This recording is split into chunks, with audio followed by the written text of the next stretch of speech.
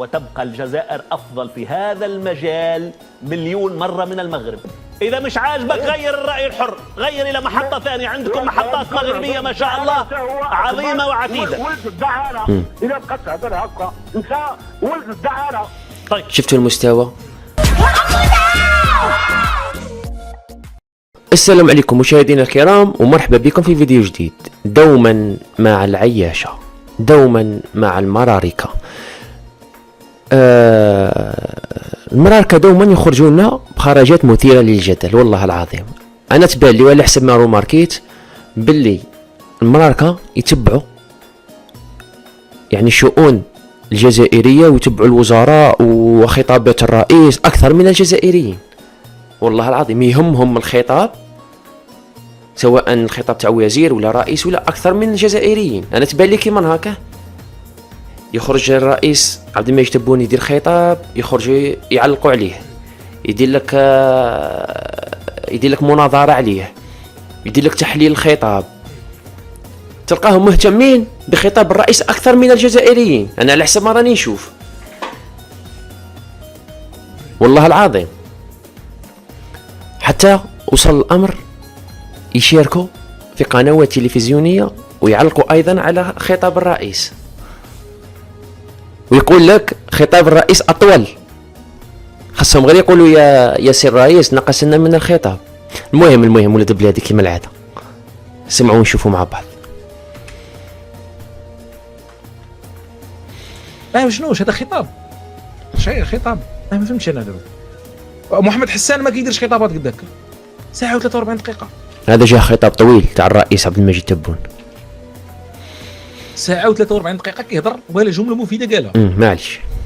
والمصيبه كاتبين ليه الخطاب وما كاتبين ليه، خلى الخطاب اللي مكتوب بلاص يعاود تبون، خصو يعاود خبير، خصو بلاص يخبر. مروكي مسكين طلق لي صالح اطلق. كل هؤلاء الفطاحله.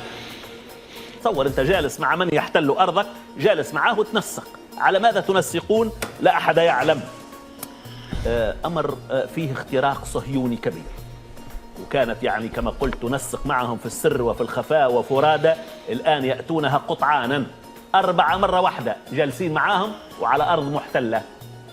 طيب نبدا استقبال المشاركات. الاخضر من المغرب تفضل. والسلامك يا صالح. يا هلا بيك. وصالح ما بغيتش تعطينا اتساع ولا كيفاش دابا بالك صدعتنا في راسنا. مروكي مسكين اسمع ها واش انت هو الامين العام ديال الامم المتحده باش تقول لهم طبعوا ولا ما تطبعوش؟ شغلك هذا؟ ها واش شغلك هذا باش تبغى تطبع ما تطبعش؟ ايوا الجزائر مطبعه، فلسطين مطبعه، صاحبك اردوغان راه مطبع. قال لك الجزائر مطبعه. شوفوا نسبه الجهل اللي عند المراركه، والله نسبه الجهل. قال لك 48% اميين. انا تبان لي اكثر. هذه دراسه داروها في 2017 2018، حاليا 2023 تبان لي ارتفعت. عاش الملك يا سيدي، عاش الملك. عاش مع الشيطان، ماشي شغلك نطبعوا مع الشيطان، طبعوا معاه. شكرا لك الاخضر من المغرب، اشكرك. هذا ما يعرفوا. عاش الملك ونطبع مع الشيطان. عاش. انا والله العظيم غير توجو نقول عاش الملك. غلاء المعيشه، عاش الملك. خرجونا من ديورنا، عاش الملك. ضربوا لي ميمتي وعاش الملك. زادوا لي في العدس واللي ولا 3 أضعاف السعر الجزائري اللي كانوا يضحكوا علينا، عاش الملك. اللوبيا زادوا فيها، عاش الملك. البوبينه تاع القرعه تاع الغاز كيما نقولوا حنايا زادوا فيها، اللي راهي حاليا 4 أضعاف سعر قاروره في الجزائر، عاش الملك.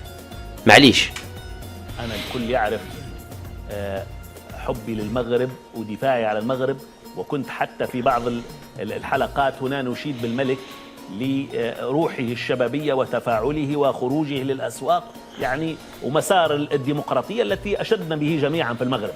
لكن عندما يأتي الأمر للتطبيع عزيزي نفاضل ولا لا نخجل من ذلك. نفاضل. الجزائر لم تطبع والمغرب طبعت، وتبقى الجزائر أفضل في هذا المجال مليون مرة من المغرب، أحببت أم كرهت.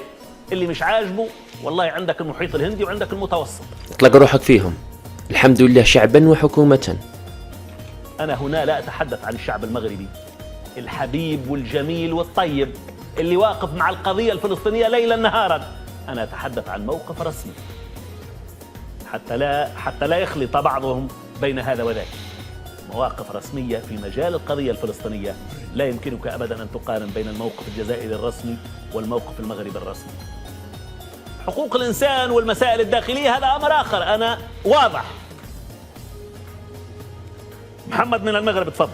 شوفوا التهجم تاع المراركة على هذا الصحفي، لأنه فقط يقول كلمة الحق، يقول لك باللي الجزائر لها مبادئ والجزائر ثابتة على مواقفها.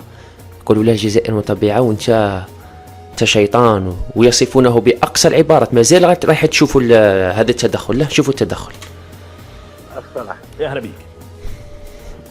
صلاح من فضلك، انت انسان صحفي كبير مثقف وكتفهم الاوضاع، يعني من جبتي في المداخله ديالك الاولى وكتهضر على الدعاره، شنو كتعني بالدعاره؟ يعني كتهم شعوب بالدعاره. حشومه سي صلاح. لا تقولني ما لم اقل. يا فهمان اسمعني لو تكرمت. انا اتحدث عن فعل سياسي يقوم به وزراء عرب. الجلوس مع المحتل شبهته أنا بالدعارة في الطريق، يعني على عينك يا تاجر. الجلوس مع المحتل احنا من جلسوا معه.